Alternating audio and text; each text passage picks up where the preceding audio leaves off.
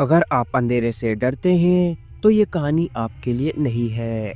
Welcome to Anas की story. खूनी बावड़ी, मौत का खौफनाक रहस्य, हॉरर स्टोरी।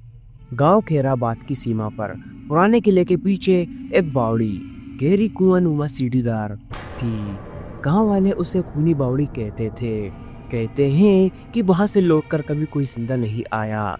रात की खामोशी में अक्सर वहां से औरत के चीखने और चिल्लाने की आवाजें आती थी। लोगों का मानना था कि सदियों पहले इस बावड़ी में एक औरत को बेरहमी से मार दिया गया था और उसकी आत्मा अब बाहर आने वाले को मौत दे देती है। गांव के बड़े बूढ़े राम लखन ने अक्सर बच्चों को चेतावनी देते, सुनो, शाम ढलते ही बावड़ी के पास मत जाना। वहाँ जो औरत रोती है तो वो औरत नहीं, वो मौत है। लेकिन आज की पीढ़ी ने इन बातों को बस अंधविश्वास मान रखा था। शहर से आए कुछ लड़के विक्रम, अर्जुन और रोहित गांव घूमने आए थे। उनकी आदत थी ऐसी जगहों को चैलेंज समझकर जाना। विक्रम हंसते हुए बोला, यार ये गांव वाले तो बड़े डरपोक हैं। एक बावड़ी को भूतिया बना दिया। चलो आज रात वहीं चलते हैं, देखते हैं क्या सच्चाई है।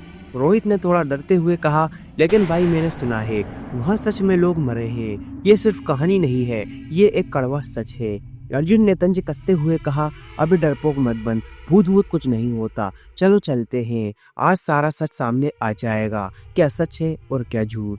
रात के 12 बजे जब पूरा गांव नींद में डूबा था, तीनों दोस्त टॉर्च लेकर बावड़ी की तरफ बढ़े। रास्ता सुनसान था, पेड़ों की परछाइयां और सन्नाटा डर पैदा कर रही थी। जैसे ही वे बावड़ी के करीब पहुंचे, उन्हें ठंडी हवा का तेज झोंका महसूस हुआ, मानो किसी ने उनकी गर्दन पकड़कर पीछे धकेला हो।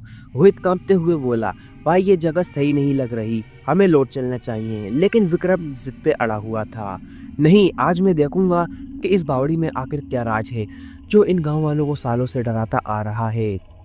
बावड़ी के किनारे पहुंचकर उन्होंने नीचे झांका। वहां गहरा अंधेरा था और नीचे से पानी की हल्की सी गंध आ रही थी। अचानक बावड़ी से किसी औरत की धीमी रुलाई सुनाई दी, बचाओ, कोई मुझे बचाओ। रोहित ने टॉर्च नीचे फेंकने की कोशिश की, लेकिन टॉर्च हवा में घूमकर अचानक बाहर को बुझ गई।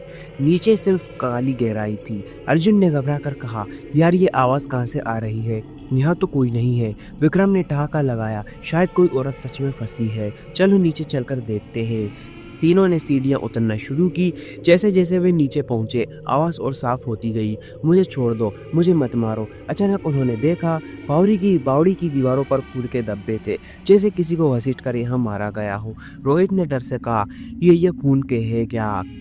विक्रम ने जवाब दिया, अरे ये पुराने दाग होंगे, तू तो हर चीज से डरता है। लेकिन उसी वक्त एक औरत की परछाई पानी की सतह पर साफ साफ दिखाई देने लगी। उसने लाल साड़ी पहन रखी थी और उसके बाल खुले हुए थे। औरत धीरे धीरे ऊपर आई, लेकिन उसके पैर पानी को छू नहीं रहे थे, वह हवा में तैर रही थी। रोहित चीख पड़ा, भूत! औरत की आंखें खून जैसी लाल थी। उसने विक्रम को घूरते हुए कहा, क्यों आए हो मेरी मौत का तमाशा देखने? तुम भी यही मरोगे मेरे ही जैसे। विक्रम ने हिम्मत दिखाते हुए कहा, हम तुम्हें मानते नहीं, अगर तू सच में भूत है तो हमें छू कर दिखा।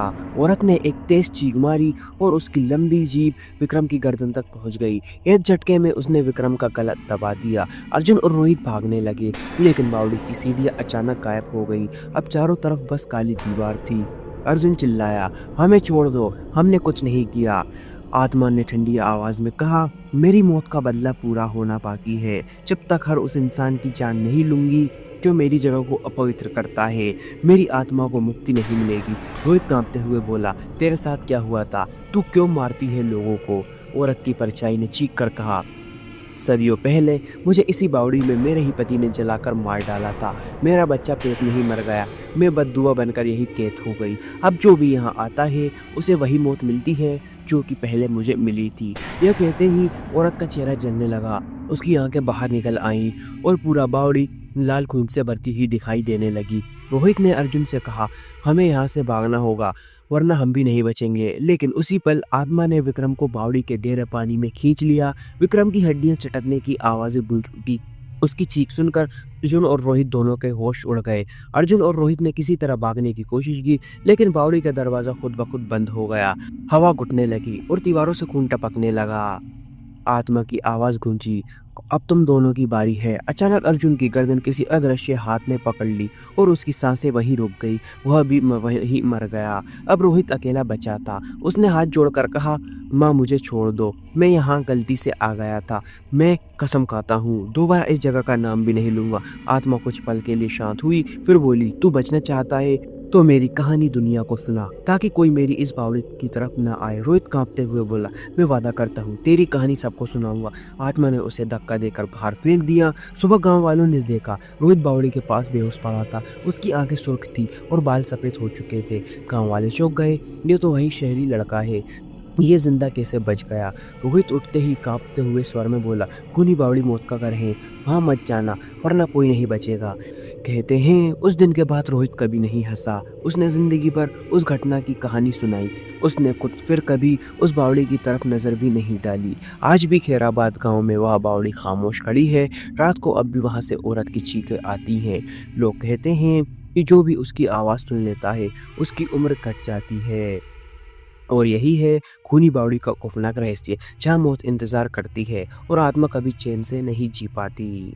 अनस की स्टोरी, डर वही है जहाँ तुम सोच रहे हो वो नहीं है।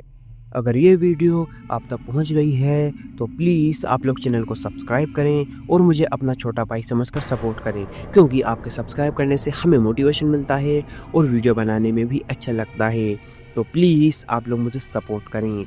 यह कहानी केवल मनोरंजन के लिए है। इसका उद्देश्य किसी भी धार्मिक या सांस्कृतिक भावनाओं को ठेस पहुंचाना नहीं है। अंत में मिलता हूं आपको नेक्स्ट वीडियो में किसी नए टॉपिक के साथ। तब तक love you so much NS की जनता।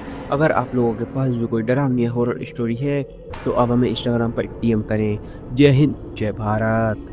अगर आपको वीडियो अच्छी लगी हो तो प्लीज़ वीडियो को लाइक करें और चैनल को भी सब्सक्राइब करके बेल नोटिफिकेशन को ऑल पर प्रेस कर दें। Thanks for your watching.